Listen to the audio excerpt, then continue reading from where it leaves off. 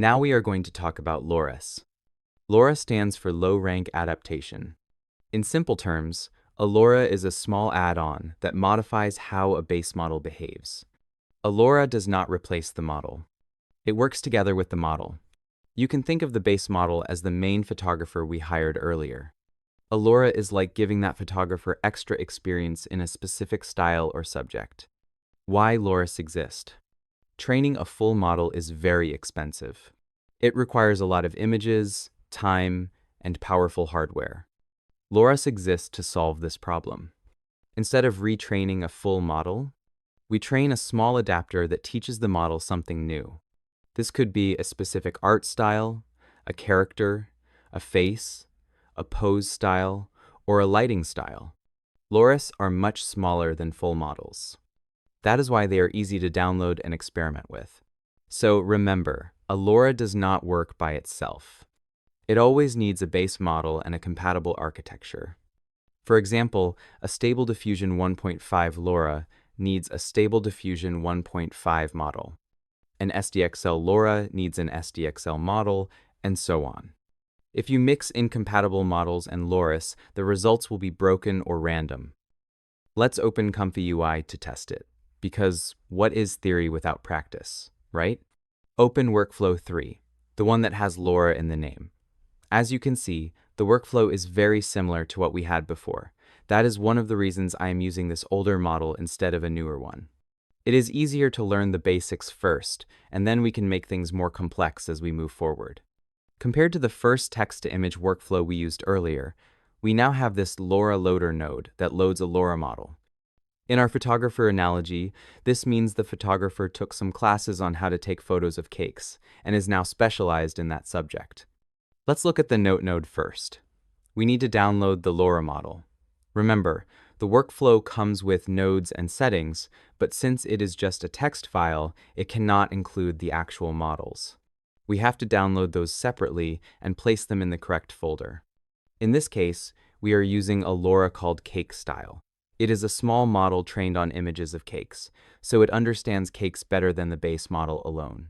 A few years ago, when Stable Diffusion 1.5 models first appeared, they could not handle many subjects very well, and LoRaS were often used to fix those limitations. So we need to download this LoRa and place it inside the LoRaS folder. Click where it says Here. Then we need to place that file in the LoRaS folder. Go to your Comfy UI folder, open the Models folder, and then find the LoRaS folder. If we place it directly here, it will work perfectly. But this time, I want to keep things organized. I want to create a folder that tells me which base model this LoRa is compatible with, so I will create a folder called SD15. This way, I know it works with that model, and I do not mix it with others. Save the LoRa inside that folder. If you look at the file now, you can see that the LoRa is much smaller than the base model. All LoRa's should go into this folder, and it is best to organize them by base model name, like SDXL, Flux, Qwen, and so on, just like we did with checkpoints in an earlier chapter. Now go back to Comfy UI. We have everything we need to run this workflow, but because Comfy UI was already open when we downloaded the model, it cannot see it yet. We need to press the R key to refresh the node definitions. Now it appears in the list and we can select it. You can also see a note here with a trigger word. I like to add these notes so I remember them. Many LoRa's are trained using specific trigger words. These are words the LoRa learned during training. If you do not include the trigger word in the prompt, the LoRa may have little or no effect. Some LoRa's work without trigger words, but many require them. Always read the LoRa description from the place where you downloaded it. If we look at the positive prompt, we first added the trigger words, so we do not forget them. It is not required to be first. It can also be placed after a few words, but I like to put it first. Then we have the prompt for a robot. I did it this way so we can clearly see how the LoRa and a simple trigger word affect the result. Now if we run this workflow, we get this robot cake. You might think this model could do that without a LoRa, but it depends on the prompt and the model. Let me change the seed to fixed so we can get a consistent result. So this is how it looks with the LoRa applied. Now what I want to do is see the effect the workflow without LoRa and without changing anything else. Same prompt, same settings, same seed, just disable the LoRa. To do that, I right-click on this node and choose Bypass. Now when I run the workflow, the LoRa is bypassed, and you can see we get a normal robot instead of a cake robot. If I enable the node again and run it, you can clearly see the effect the LoRa has on the image. Now that you see how it works, let's adapt a normal text to image workflow and add the LoRa ourselves for practice. Open Workflow 1, the basic text to image workflow. Now I want to add the LoRa between the model and the K-sampler. Double-click on the canvas, search for LoRa, and add the node called LoRa Loader Model Only. Let me resize it so the text is easier to see. I also like to color these nodes blue so I can spot them faster in big workflows, but that is optional. Now we need the model connection to go through this node. If you look now, the model is connected directly to the K-sampler, but we want the extra knowledge from the LoRa. Drag a connection from the model output to the LoRa loader, and then from the LoRa loader to the K-sampler. The workflow is now complete.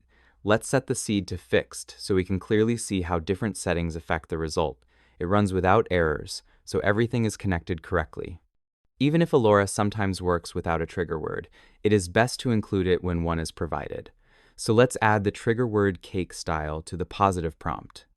Now when I run it, we get a different result even though the seed is fixed. That shows the LoRa is doing its job. If I change the seed, we get another variation. To avoid forgetting trigger words, I like to add a note node. I write the trigger word there, change the note title so it is clear what it is for, and often change the color to match the LoRa nodes so I know they are related. One important thing I have not mentioned yet is that you can use multiple LoRas. If I want, I can clone this node by holding Alt and dragging, then connect them one after another. You can stack several LoRas this way. I personally do not use more than 3 or 4 at once. In this setup, the base model is combined with the first LoRa, then the second LoRa, and all that information goes into the K-sampler. In the prompt, you add the trigger words for all the LoRas you use. If I run this now, some strange things can happen. First, I use the same LoRa twice, which makes its effect too strong. Second, when using multiple LoRas, it is usually a good idea to reduce their strength so they blend better instead of overpowering the image. If I lower the strength values, the result becomes much more stable and usable. If your result looks too weird, one of the first things to try is reducing the LoRa strength. Let me delete the extra LoRa and keep only one, then set its strength to 1. Each LoRa has a strength value. This controls how strongly the LoRa affects the model. Low values give subtle influence. High values give strong influence. If the value is too high, images can break, faces can deform, and styles can become unstable. A good starting range is usually between 0.6 and 1.0. There is no universal best value. Each LoRa behaves differently. Let's delete this LoRa loader node, and let me show you another node you can use, this time from a custom node. Search for Power LoRa Loader. This one comes from the RG3 node pack. What is different compared to the previous one is that it has 2 inputs and 2 outputs. Because of that, we need to route both the model and the clip through this node. First, connect the model output to the Power LoRa Loader model input. Then, connect the clip output to the clip input on this node. After that, the clip output from the Power LoRa Loader goes to both the positive and negative prompt nodes. Let me select all these nodes and move them a bit so you can see more clearly how both the model and the clip go through the LoRa loader. Now we can add the LoRa we want directly inside this node. We can also add multiple LoRas here. You can see that I can add a second one and even a third one. If I right-click on a LoRa entry, I can remove it. I can do the same for any of them. If we right-click on a LoRa and choose Show Info, we get more details. There is also a button called Fetch from Civit AI. Civit AI is a website that hosts models, and you will see it later. If the LoRa is public and available on Civit AI, this will fetch useful information about it, including examples and trigger words. We also have toggle buttons here. We can toggle all LoRas on or off, or toggle them individually. Let me add another LoRa so you can see how that works. This way, We can load multiple LoRa's, but enable only the ones we want at any moment. After playing a bit with this LoRa, I found that a strength value around 0.55 to 0.6 works better for this specific one. I tried it with the trigger word, then added an orange golden fish, cute and adorable, and got this result. It is not bad for such a small model. For a second example, I tried a marzipan cake shaped like a woman and got this result. For a third one, I tested a marzipan castle. Again, this is just for practice. Later, you will see better models that can produce much higher quality images with fewer errors. LoRa's are lightweight. They do not increase VRAM usage very much. Common beginner mistakes are using the wrong base model, using strength values that are too high, forgetting trigger words, and expecting a LoRa to fully replace a model. LoRa's enhance models. They do not replace them. Stacking many LoRa's can slow things down slightly, but not dramatically. For beginners, it is best to start with one LoRa at a time. The base model is the photographer. The LoRa is a specialty training course that photographer took. The photographer still uses the same camera. They just learned a new style. Now that you understand diffusion, prompts, image-to-image, LoRa's, and workflows, we are ready to talk about ControlNet. ControlNet is one of the most powerful features you can use in Comfy UI. In simple terms, ControlNet lets you guide image generation using an extra image, not just text. Instead of saying what you want only with words, you can also show the model what you want. What ControlNet is. ControlNet is an additional neural network that works alongside the main diffusion model. It does not replace the model. It does not replace the prompt. It adds extra control. The base model still does the image generation. The prompt still guides the style and subject. ControlNet adds structure and constraints. You can think of it like this. The prompt says what the image should look like. The seed decides the starting noise. The sampler and scheduler decide how noise is removed. ControlNet tells the model where things should go. Why ControlNet exists. Text prompts are powerful, but they are also vague. If you say a person standing, the model decides the pose. If you say a city street, the model decides the layout. If you say a face, the model decides the proportions. ControlNet exists for cases where you want more control. For example, you want a specific pose. You want a specific composition. You want to follow a sketch. You want to preserve the structure of an input image. ControlNet makes results more predictable and repeatable. This is a simplified explanation. In reality, ControlNet works by injecting additional conditioning into the diffusion process at every denoising step. But you do not need to understand the math. For learning and practical use, this mental model is enough. ControlNet guides structure while diffusion fills in details. Let's open Comfy UI, go to Workflows, and select workflow number 4, the one that has ControlNet in the name. The workflow is similar to the text-to-image workflow. It is still a text-to-image workflow, but it is guided by an image using ControlNet. You can quickly tell it is text-to-image because of the empty latent image node. I highlighted in yellow the nodes that we usually use for ControlNet. Let's go to the Note node to see what we need. The checkpoint model was already downloaded earlier. We also need to download some ControlNet models. For custom nodes, we need this specific custom node, which comes with the Easy Install version. But if you are using a different Comfy UI version, you need to install this node first. We have a Canny model, another one called Depth, and another one called OpenPose. There are more types available, but these are the most popular and commonly used ones. Let's download all three so we can test them. First, download the Canny model. Then go to your Comfy UI folder. Open the Models folder and think about where this model should go. If you guess the ControlNet folder, you are right. We place it there. Because different base models can have different ControlNet models, just like with LoRa's, a ControlNet is only compatible with the base model it was trained for. So let's organize them properly and create a folder so we know which base model these ControlNets are compatible with. Save the model in that folder. Next, download the Depth model and save it in the same folder. Then download the OpenPose model and save it in the same folder as well. Wait for all downloads to finish. If Comfy UI was open while downloading, we need to refresh it. Press the R key to refresh the node definitions. Now we have everything we need to run this workflow. In the workflow, we have an Apply ControlNet node with some settings. We also have a node that loads the ControlNet model we downloaded, and a preprocessor node that converts the input image into a format that ControlNet understands and was trained on. Let's run the workflow. In this example, we are using the Canny model. We loaded a bunny sketch, and with the help of the preprocessor, it generates a Canny map, which is an image that detects the edges of the input image. With the prompt, we influence what we want to generate, and with Apply ControlNet, the model interprets that Canny map and uses it to guide the generation to get this image. You can imagine that without ControlNet, it would be very hard to get something this complex using only a prompt, especially with the small model we are using today. Now let's build this workflow ourselves so you understand it better. Open again the first workflow that you already know how to build, and we will adapt it to use ControlNet. We know ControlNet comes before the K-sampler, so let's move some nodes to make room for it. Double-click on the canvas and search for Apply ControlNet. Add the node and change its color to yellow so it is easy to recognize. Now let's connect the parts that are obvious first. Positive goes to positive, negative goes to negative.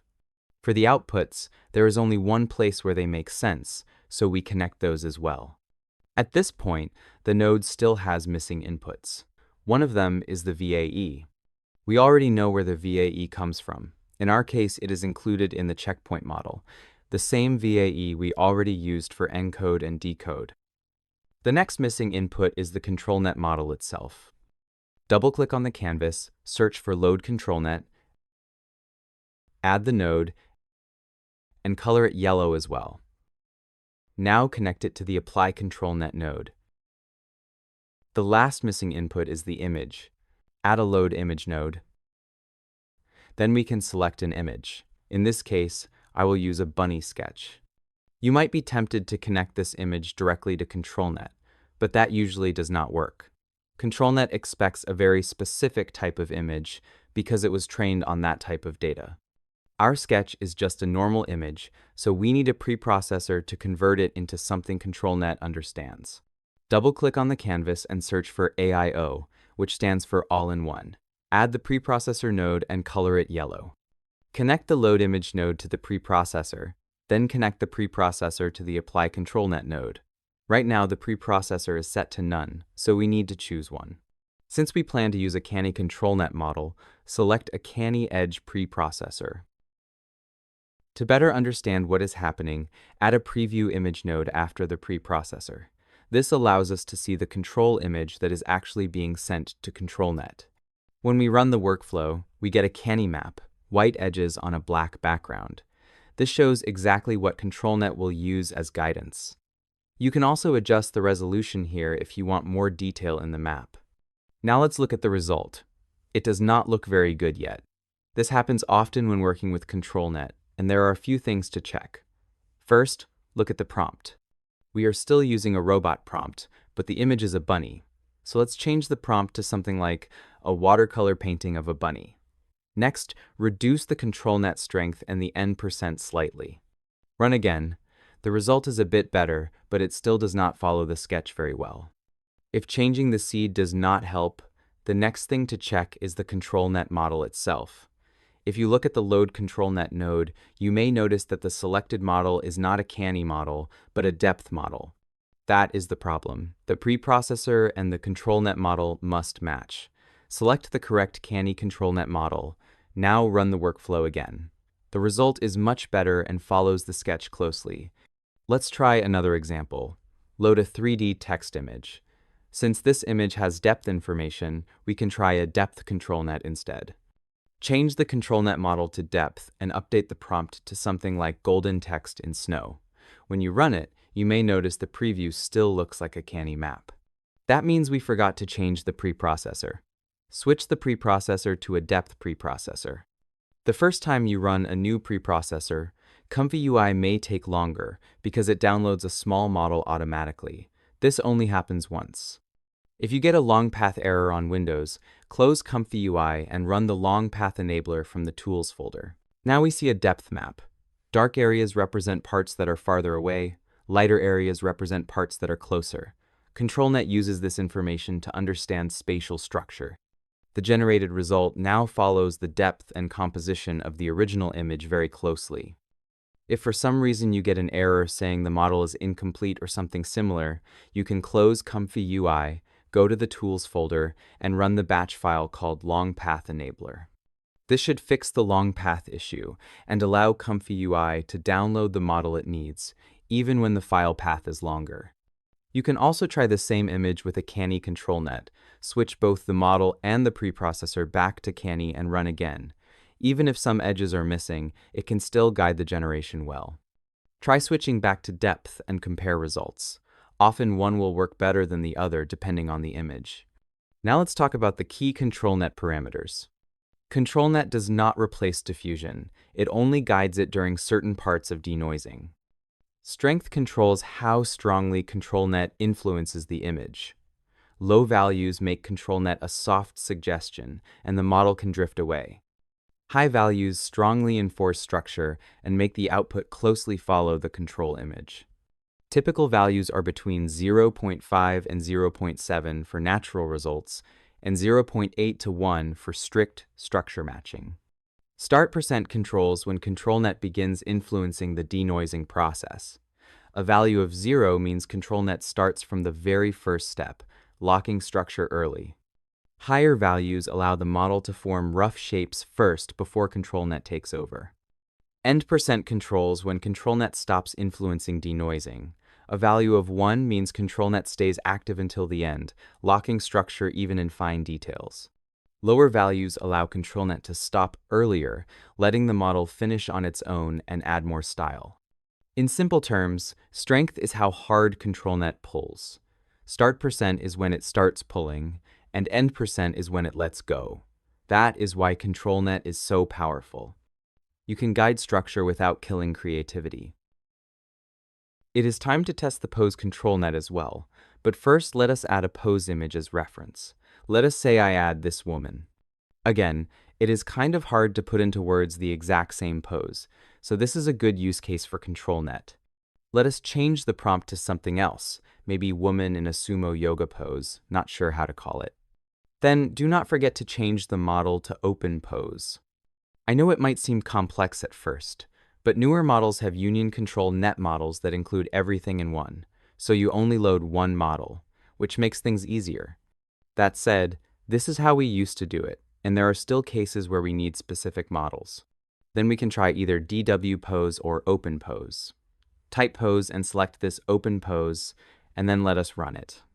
Again, it will take a bit since this is the first time I use it. In fact, if you look at the command window, you can see it is downloading that model from Hugging Face. That is why it takes so long. After it finishes, it gives this pose image that looks like a skeleton, with each color representing a bone. That is how it knows which side is right and left and so on. So it captured the pose, and now let us see the result. Holy sumo, what is this? Okay, let us adjust the prompt. Maybe a fit woman will help. That did not help much. I bet the word sumo has too much weight. Like we talked about before, some words have more power than others. So if I try without that word, I get a better result. Even the face is not so great, and that can happen with people in the distance. Usually with portraits, we get better faces. Newer models fixed most of that. Let me try to change the resolution to see if something changes. Now I get a better resolution for the skeleton, and the pose is okay, just the face. That face does not invite me to do yoga. Okay, let us try a different pose, something for a portrait. Let us say I use this portrait photo. Let us change the prompt to a businesswoman and run it to see what we get. The pose looks okay, even if it is missing an arm, it should still work. The results are much better now that the face is closer. Let us try a warrior woman as well. That works well too. So with ControlNet, you have to continuously search for balance.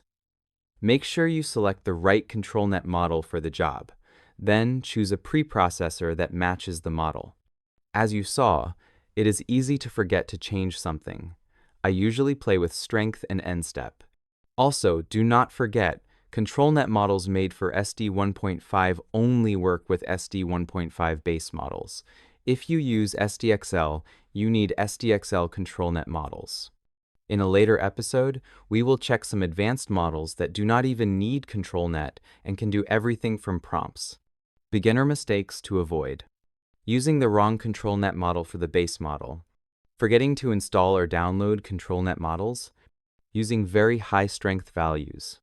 Expecting ControlNet to fix bad prompts. Using ControlNet when it is not needed. ControlNet is a tool, not a magic fix. When you start using Comfy UI, you will notice there are many different model types. AIO models FP16, FP8, GGUF, and others. This can be confusing at first, but the reason is actually simple. At their core, all diffusion models are just very large collections of numbers. Those numbers represent what the model has learned. The knowledge itself does not change, but the way those numbers are stored can change. Different model formats exist to balance memory usage, speed, and hardware compatibility. Some formats are larger but more precise. Others are smaller and faster but slightly less accurate. FP32 is the highest precision and is mostly used for training. It uses a lot of memory and is rarely used for image generation. FP16 is the most common format for stable diffusion. It offers a very good balance between image quality and VRAM usage. This is the safest and most recommended choice for most users. FP8 uses even less memory and can be faster on newer GPUs that support it. The trade-off is that it can sometimes reduce image stability or detail slightly. AIO models stand for all-in-one. They bundle the main model, VAE, and sometimes clip into a single file. They are designed to be easy to use and reduce setup mistakes.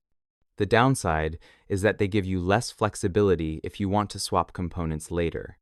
GGUF models come from the language model world. GGUF stands for GPT Generated Unified Format. They are optimized for very low memory usage and can run on CPU or low VRAM systems.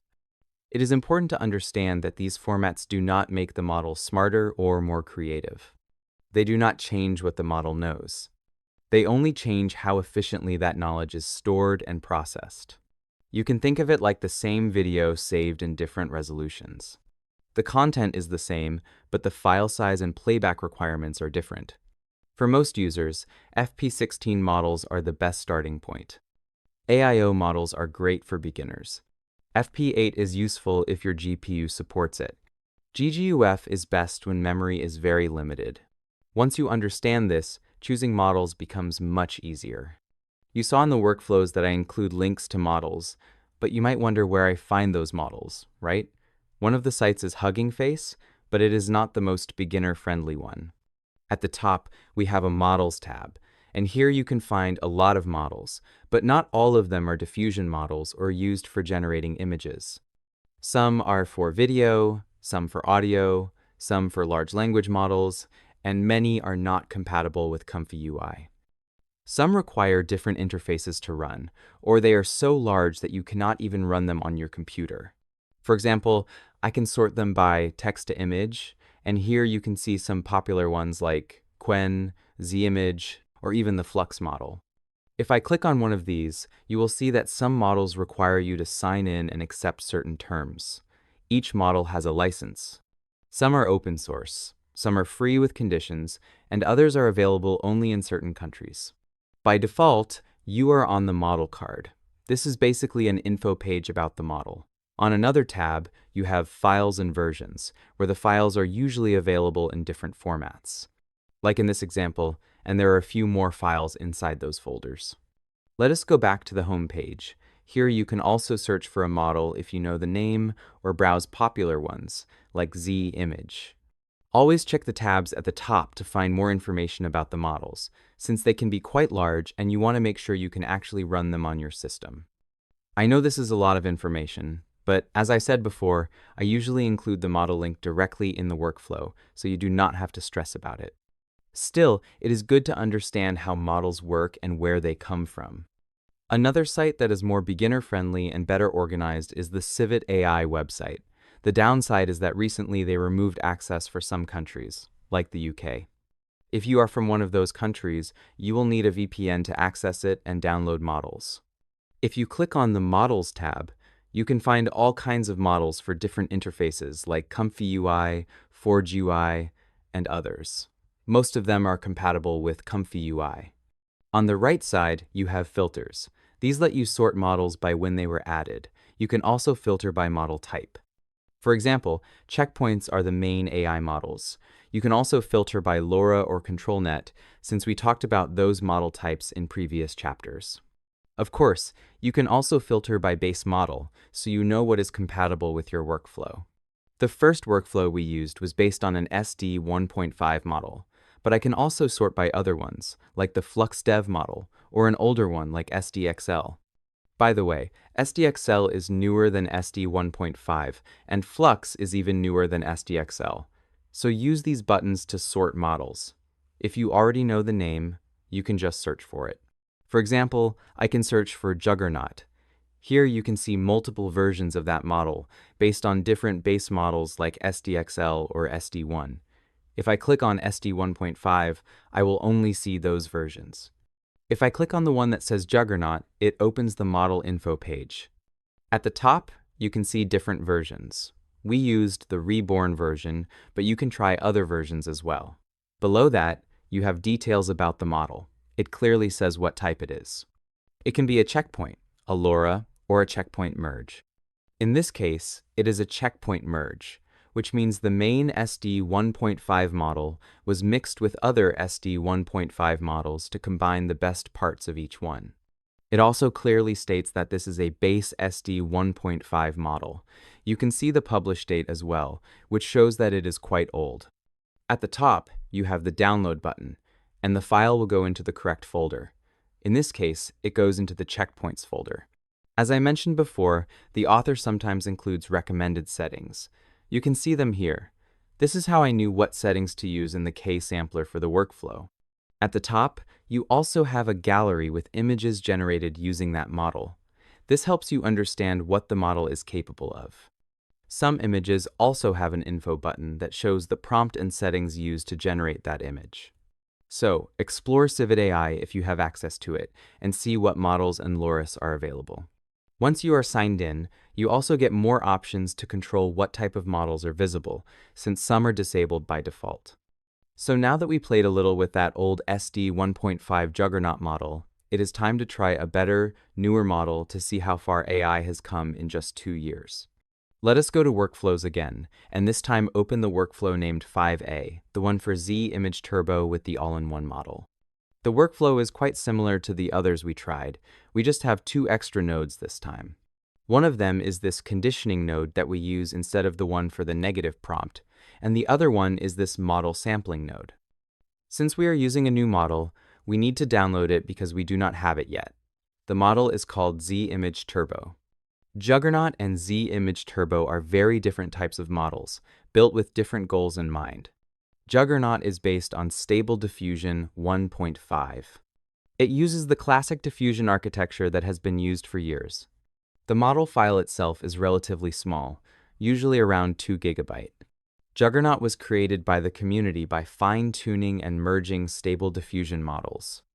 Z Image Turbo is a newer type of model created by the Tongyi team from Alibaba. It uses a more modern architecture designed to generate images more efficiently. Even though Z Image Turbo is much larger in file size, it is optimized to produce good results in very few steps. One important difference is how the models understand prompts. Juggernaut relies on the classic clip text encoder.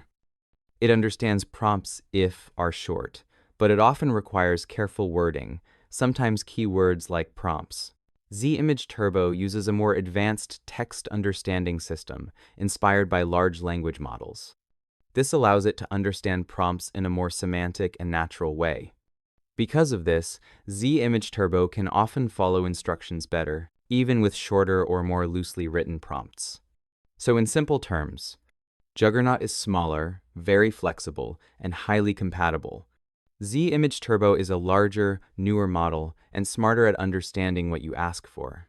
So we have here an all-in-one model, And there are two types, a smaller one FP8 and a bigger one BF16. It depends on your graphic card. If you can run the big one, use that one.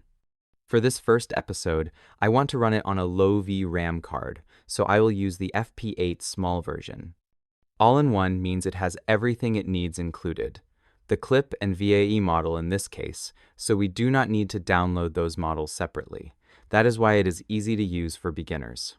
The models go into the checkpoints folder, and there we can create a special folder for the Z image model. Also, if you want to learn more about the model, I included an info link here, so click on it. Now we are on the Hugging Face page, and you can learn more about this specific version, from workflows to different model versions. If we go to Files, we can see different model versions that you can try depending on how good your graphic card is. So let us test the small version. Click here, then go to Comfy UI, go to Models, then Checkpoints, and create a folder called Z Image so everything is more organized. Inside this folder, place the model. Since this is a big model, you need to wait for it to finish downloading. Because Comfy UI was open, you can see that it does not appear in the list yet, only Juggernaut. So I press the R key to refresh node definitions, and now we can see both models, nicely organized in folders. First is Juggernaut, and second is Z Image. So let us select the Z Image model. That is all for the model download, and now we can run the workflow. The first time you run a workflow, it is slower because it needs to load the model. The second time you run it, it should be faster. For me, it took about 10 seconds because I have a lot of ROM and VROM. The result looks pretty good compared to the robots we used to get with the SD 1.5 model. We have much nicer details. For the image size, I used a smaller size so it runs faster. This model was trained with bigger images, not like SD 1.5, so we can even use larger sizes like 1600 pixels if we want. Even if you go bigger than the size it was trained on, it does not produce many errors like SD 1.5 did. It just becomes a bit more diffused. Usually, for most newer models, a good place to start is around 1024 pixels.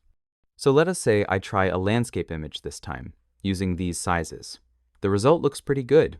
I like it. Let us go back to workflows again and open the first workflow to see what is different and how we can recreate the Z Image Turbo workflow. So we already have the right node to load the model in this case, so I just select the model from the list.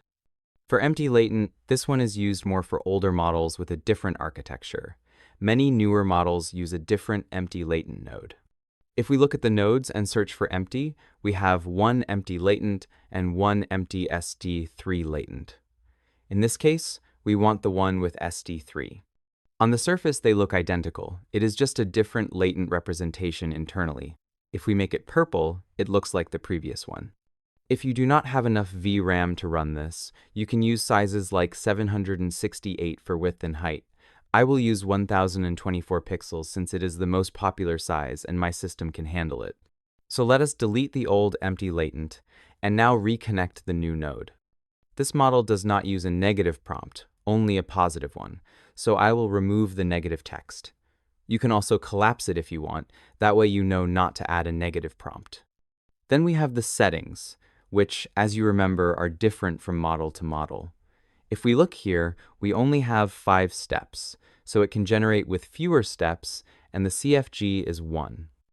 Let us change the steps to 5, and the CFG to 1. When the CFG is 1, it ignores the negative prompt. We also need a sampler and a scheduler.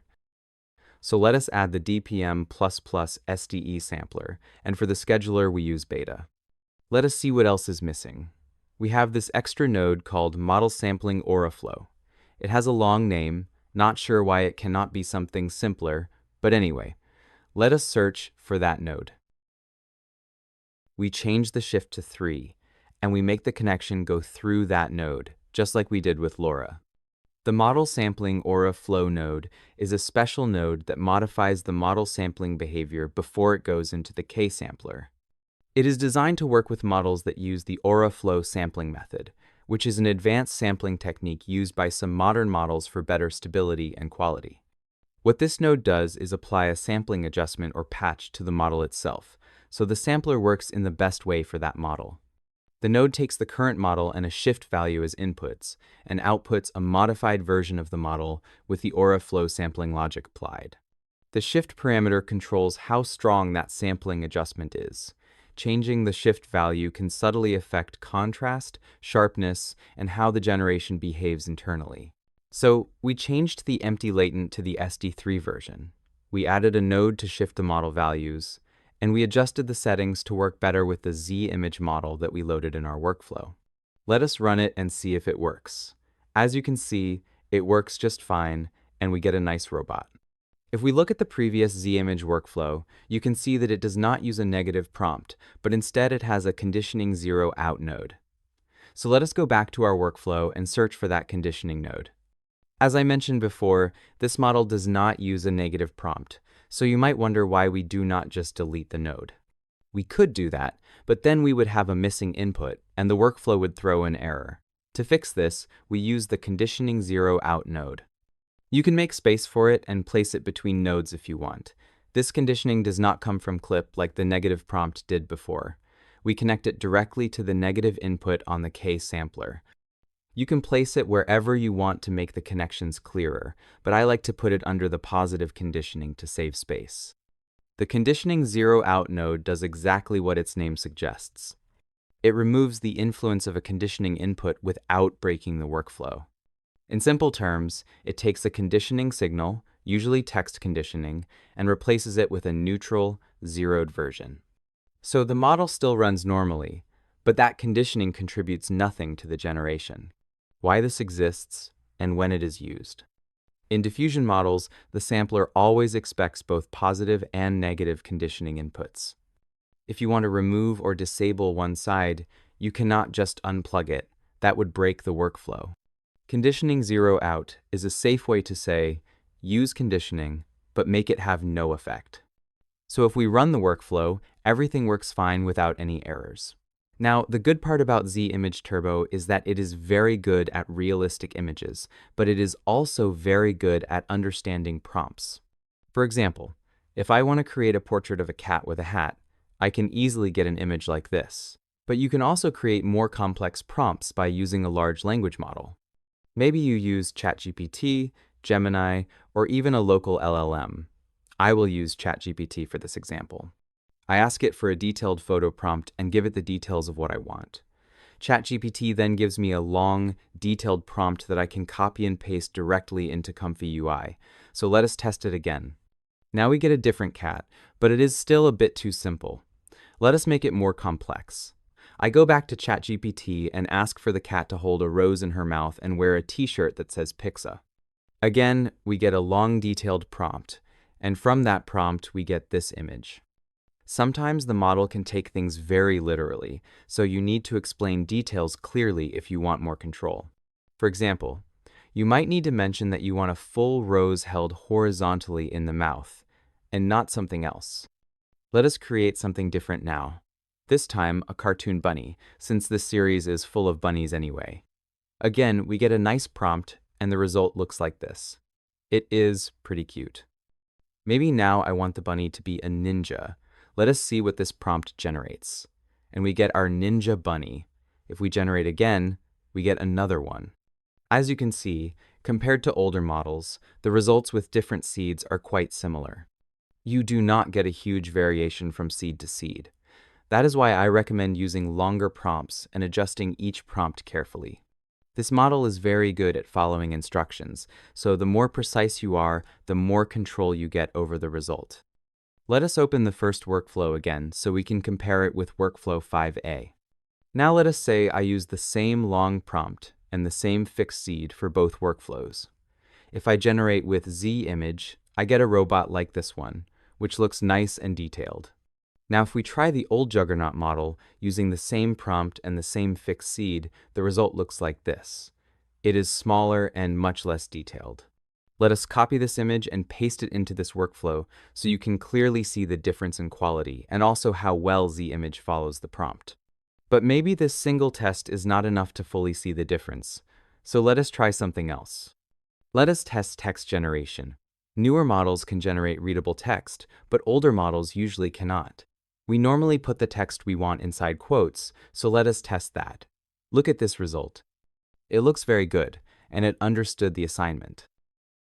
Now let us go back to the Juggernaut model and use the same prompt. We get something like this. What is this? What does it even say? Gold Gola or something like that. It clearly cannot do text. Let us go back to ZImage and try another test. A red sphere on top of a green cube placed on a black car. We get this realistic result. ZImage is more specialized in realism, but it can also do 3D, paintings, and other styles. Now let us see what Juggernaut does with the same prompt. It gets the red sphere since that was mentioned first, and then it gets lost and forgets what it needs to do next. So clearly, ZImage is a very good model to have, and you will probably spend more time playing with this model. Still, keep an eye on new models because they keep getting smarter and better as they get more training. You have now seen how an all-in-one model works and how we load checkpoints. In the next chapter, we will use models that are split, where clip and VAE are loaded separately so we can have more control.